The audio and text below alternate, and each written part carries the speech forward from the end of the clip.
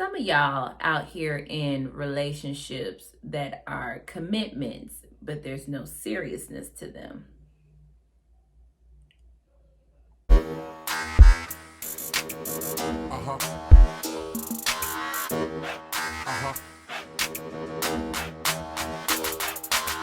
Hey everybody, it's your girl Gabrielle, aka Gabby, and welcome to Gab with Purpose. I have an amazingly dope 2-book series that I cannot wait to share with you all. And it's by a person of color and an independent author. So I'm checking the boxes today, y'all. Let's get into it. So one day I was scrolling Instagram, because that's what I do when I probably should be doing other things. And I came across a really dope excerpt from this author named Tay Mo'Nae. I'll be sure to link all of her social media and ways to contact her in the description below. The excerpt that I read was very, very right up my alley, okay? And it was an excerpt from her book, And Then There Was You.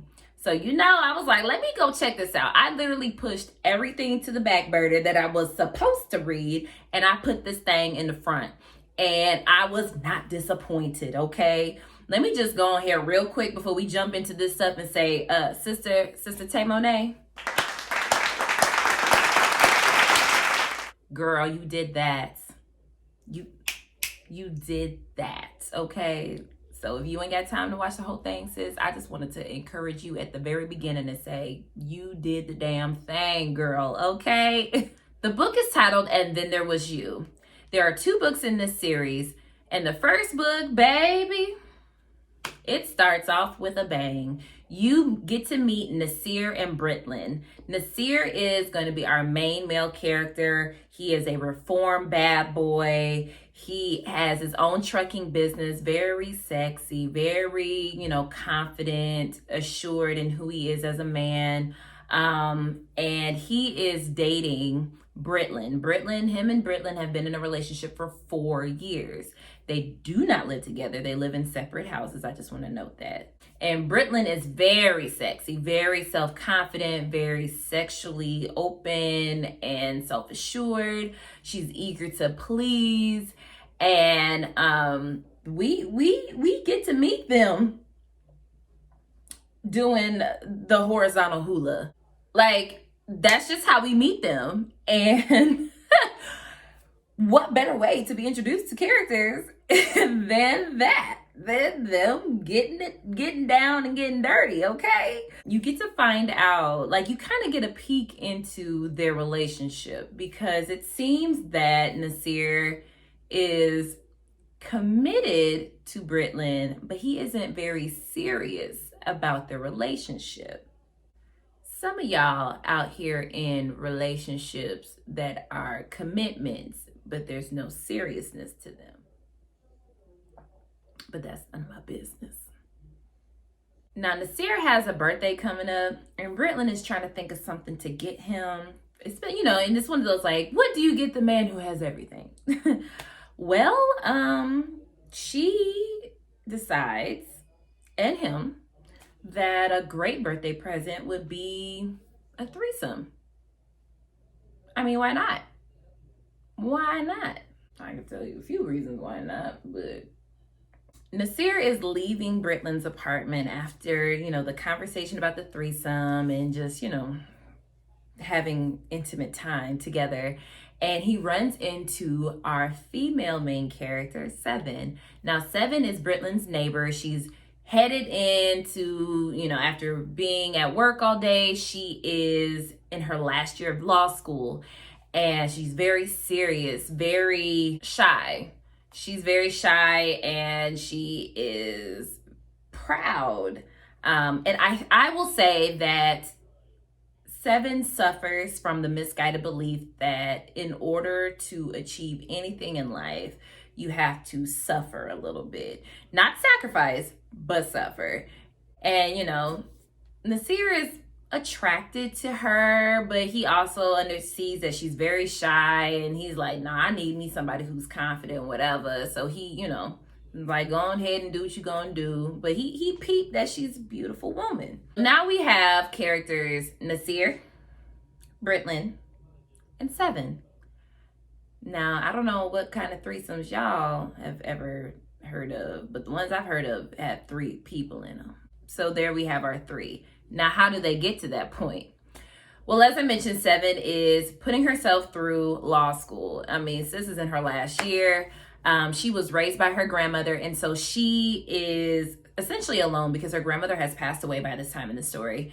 And she walks in to see, on a later, I believe it's like a day or so later, she walks into her apartment to see an eviction notice on her door. Lord have mercy. She's standing there, she's crying, she's upset. She's like, damn it, like, why? I just can't seem to get ahead. And Britlin is walking into her apartment and she sees Seven standing there. And so she approaches her and notices the eviction notice on her door. Now we start to understand Britlin a little bit better, because she takes advantage of the situation. And you also kind of figure, I made notes and I was like, it seems like she's a little bit of a stalker because she has seen Nasir respond positively to Seven. And so she's like, I mean, let's kill 2 birds with 1 stone. And she offers Seven money to have a threesome with her and Nasir. Now Seven is too proud. She's, it's just an eviction. She'll figure it out. She gonna get it together. And she declines the offer. But Britlin's like, call me if you change your mind. But later on in the story, not even that much later, I think the next chapter, she comes home from working and going to school and studying all day to find her electricity turned off. And that's just the proverbial straw to the poor camel's back for her. Like, she's just, at this point, she's like, I gotta pick between electricity and rent. And I don't know if, I know there are even some places in the actual real life where, if any of your utilities get cut off, you get evicted. So, having to choose between the two is, whew, I get her stress. I felt Seven on a spiritual level with the stress because, baby, you be like, who? How? So Seven calls Britlin and grudgingly agrees to have the threesome with Nasir. Now, I will mention that Britlin does tell Nasir that, yes, I invited my neighbor Seven because I've been peeping how you've been looking at her. Seven, Nasir, and Britlin, they do the deed. And I love the way Tay Mo'Nae just writes the interaction of the characters. It's just, there's something very captivating about shy people being brought out of that shyness in unexpected ways. And I really just enjoyed very, very much the writing here. Okay, Seven takes her money after the deed and she leaves. Now she leaves feeling dirty and disgusting and but she takes care of her business and she moves on. Afterward, Nasir is kind of like, I enjoyed that. And he keeps intentionally bumping into Seven. But so does Britlin. Britlin almost inserts herself into Seven's life. And by the end of the book, you understand why, but she inserts herself into Seven's life. Now, Seven has a best friend named Linnea. Linnea is also a fellow law school student, but her situation is a little different. She has both her mother and father. Her father is a lawyer himself, and she is definitely, a daddy's girl, trying to please her father, trying to walk in his footsteps, and has been allowing her father to control her whole life. She, you find out, has history with Nasir's best friend, Bryson. Bryson is Nasir's best friend and business partner in their trucking business. And Linnea and Bryson dated in high school, and things did not end amicably because of her father. He was the bad boy, the, you know, the little gangster, little doing, you know, he did all the little bad stuff, and here she was, this good girl whose father is a lawyer. So you know how those things go. We all know how those things go with the good girl and the bad boy and the overbearing helicopter parent who inserts himself in because, you know, he thinks he's doing something good. Now we have a bunch of other characters, and I definitely want to get into those. So we have Deasia. Deasia is Nasir's baby sister, and she is essential to the story because of her interactions with Seven and how those interactions play a part on Seven and Nasir's future relationship. Deasia is dating Jason. Jason is her boyfriend, and I will definitely let you know there are a few triggers as far as the relationship and how he treats her. We have, again, I mentioned Linnea, and Linnea is the best friend of Seven, and her and Bryson, who is Nasir's best friend and business partner, have history. Now, Bryson is in a committed relationship, and I say committed very lightly, with a woman named Kendra.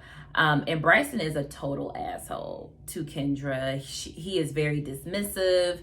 He is just almost just outright mean to Kendra because of past hurts and traumas, and that lets and I kind of, I hate to see it, but it's also like it needs to be said, like that men and women allow past hurts and relationships to determine how they're going to react, how they're going to act in the present, and how unhealthy that is and how damaging that can be to innocent parties. But it also, you know, lets me know that Kendra likes this. Why was you sticking around with this fool when he was so rude and mean and forgetful and dishonest? One thing I will say that I definitely did enjoy about this book series is that Nasir, as I mentioned, is very committed to Britland. And then you have the opposite, Bryson, who isn't committed to his girlfriend, Kendra. Nasir treats Britland very well, is respectful of her. Bryson does not. He's not very respectful. He just, you know, expects Kendra to just take whatever abuse he gives as far as emotional abuse, because it's definitely emotional abuse. Two different sides. Now, Nasir has a healthy family dynamic. His mother and father are very loving to one another and loving to their children. And I love to see it. A lot of times, I think I mentioned this in another video. I think the video I did before, which I can link in the description as well, about how in some urban romances, we have this dysfunctional family, but it's always good to see, especially Black authors, showing that there are healthy family dynamics. And I love to see it, okay? Because not everybody has a tragic mommy and daddy issue. Like, a lot of people had healthy ass mother and fathers, and people just grow up to be shitty people. Like, that's just, it just happens like that. And there are some people who had shitty ass mommies and daddies and grew up to be amazing, wonderful, kind, loving people. I believe we make choices, okay? We have to acknowledge things that can impact and influence, but at the end of the day, we are still responsible for the actions and the choices we make. Okay? Okay. Now, as I mentioned, Deasia, she is dating Jason, but we'll eventually, later in the book, and I can't remember if you meet him in book 1 or book 2, but there is a character named Jermaine who has a son who is interested in Deasia. I mentioned Jermaine because he is an example of a healthy co-parenting dynamic. Him and the mother of his child co-parent very well their son, and you get to see the interactions of how to handle a new person coming into that dynamic when one person is dating someone else. And I loved the example that this book gave. I just was like, this is perfect. Like, just the way it just showed how, like, yes, you can have a child with someone and not be together and co-parent amicably and be okay with their, significant other, whoever that is, and keep a healthy relationship. Love to see it, okay?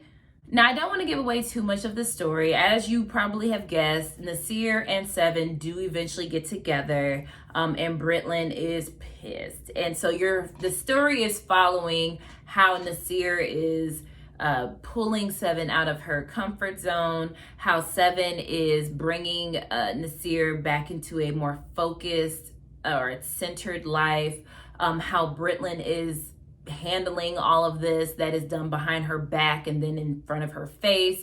And then you get to know what's going on with the characters on the outskirts, like Linnea and Bryson and Jermaine and Deasia, Kendra and Jason. And I really enjoyed how the story flowed, and you still got to know and interact with the other characters, but you're still centered on Nasir and Seven. And I will be honest and say that when I read the description of the story, I believe when I read her jacket description, I was just kind of like, that's probably not for me. I'll get around to it.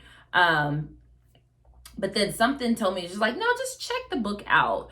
And I'm so glad that I did, because it really is well written. As an editor myself, I could tell sis has really put some thought, care, and devotion into having this story be well written. Like, it flows very well.